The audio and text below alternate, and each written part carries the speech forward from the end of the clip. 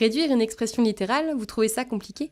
Je suis Alexandre du livrescolaire.fr et si vous avez 4 minutes devant vous, je vais faire de vous des experts en la matière. Une expression littérale, c'est quoi déjà ? C'est une expression qui contient à la fois des nombres et des lettres. Les lettres représentent des grandeurs dont on ne connaît pas encore la valeur. Par exemple, A est une expression littérale. Les lettres M et Q représentent des grandeurs. Peut-être des longueurs, peut-être des vitesses, peut-être des densités, dont on ne connaît pas la valeur. Réduire une expression littérale, c'est quoi ? C'est l'écrire de la façon la plus courte et la plus simple possible. Voyons voir comment faire en réduisant l'expression A. On va commencer par supprimer le plus possible les symboles multiplication. Puis on va regrouper tout ce qu'on peut regrouper. Et pour finir, on va organiser autant que possible l'expression. Étape 1, on supprime les symboles multiplication quand on peut. Lorsqu'on travaille avec des expressions littérales, le symbole multiplié peut être omis dans pas mal de cas. Si on a un symbole multiplié entre deux nombres, on peut tout simplement effectuer la multiplication. Dans l'expression A, on a 3 fois 2, qu'on peut remplacer plus simplement par sa valeur 6.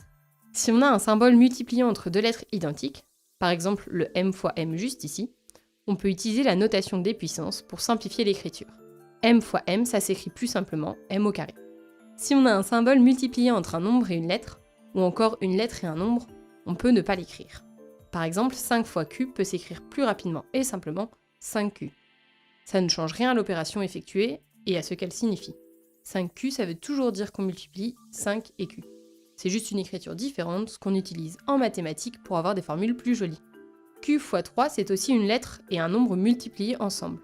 On peut donc supprimer le symbole multiplié entre eux, ce qui nous donne Q3. C'est un peu bizarre à écrire, alors on écrit plutôt 3Q. En règle générale, quand on est dans le cas d'un nombre multiplié à une lettre, on écrit toujours le nombre en premier. Est-ce que vous voyez encore d'autres symboles multipliés entre des nombres et des lettres ? On a encore 4 fois M au carré qu'on peut simplifier. On l'écrit 4M au carré. Enfin, si on a un symbole multiplié entre deux lettres, on peut aussi l'omettre. Ici, Q fois M peut s'écrire simplement QM. Et on a fait le tour des symboles multipliés.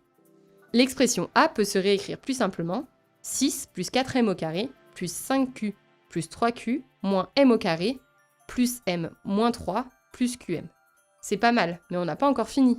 On peut encore un peu plus simplifier. Étape 2, on regroupe ce qu'on peut regrouper. On s'est occupé des multiplications, occupons-nous maintenant des additions. Peut-être avez-vous déjà entendu l'expression « on ne peut pas mélanger les choux et les carottes ».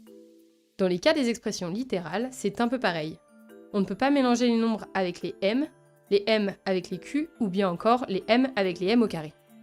On va donc rassembler les termes catégorie par catégorie. 6, c'est un nombre. Est-ce qu'on a d'autres nombres dans cette expression ? 4, c'est un nombre, mais il est attaché à un M au carré. 5, c'est aussi un nombre, mais il est attaché à un Q. Le seul autre vrai nombre se trouve tout à la fin de l'expression, c'est moins 3. On regroupe ces deux termes, 6 moins 3, c'est égal à 3. Les nombres, c'est fait, on s'en est occupé. Passons au M au carré. On en a combien en tout ? On a 4 M au carré ici et moins M au carré là. En tout, on a donc 3 M au carré. Passons au Q. On en a combien en tout ? On en a 5 ici, 3 là. En tout, on a donc 8Q. On a un terme en M. Est-ce qu'on en a d'autres ? 3M au carré ? C'est vrai qu'il y a un M dedans, mais il s'agit d'un terme en M au carré, pas en M, on ne peut donc pas les regrouper. Enfin, tout à la fin de l'expression, on a un terme en QM. Est-ce qu'on en a d'autres ? Non. On le laisse donc lui aussi tel quel. On a donc désormais pu simplifier notre expression A en 3 plus 3M au carré plus 8Q plus M plus QM. On a presque terminé, il ne nous reste plus qu'une dernière étape. Étape 3, on ordonne les termes en mettant les puissances les plus élevées en premier. Pour rendre un peu plus lisible l'expression, une bonne habitude à prendre est de mettre les puissances les plus élevées au début de l'expression et les nombres à la fin. La puissance la plus élevée, c'est le carré avec 3M au carré. On le met donc au début. 8Q, M et QM n'ont pas d'exposant, on les met donc ensuite. Puisqu'ils ont tous le même exposant, c'est-à-dire qu'aucun d'entre eux n'a un carré, on peut les mettre entre eux dans l'ordre que l'on veut. Enfin, on met à la fin les nombres, si on en a. On place donc notre plus 3 à la fin de A. On a donc enfin l'écriture simplifiée de A, 3M au carré plus 8Q plus M plus QM plus 3. Des questions ? Réduire une expression littérale, c'est encore flou pour vous ? N'hésitez pas à poser toutes vos questions en commentaire et je répondrai à toutes vos interrogations. Et en parlant de questions, c'est l'heure de la question de la fin. Aujourd'hui, je vais vous demander de réduire le plus possible l'expression littérale B. J'attends votre réponse en commentaire. Sur ce, bon courage à vous et à la prochaine pour une nouvelle vidéo de maths.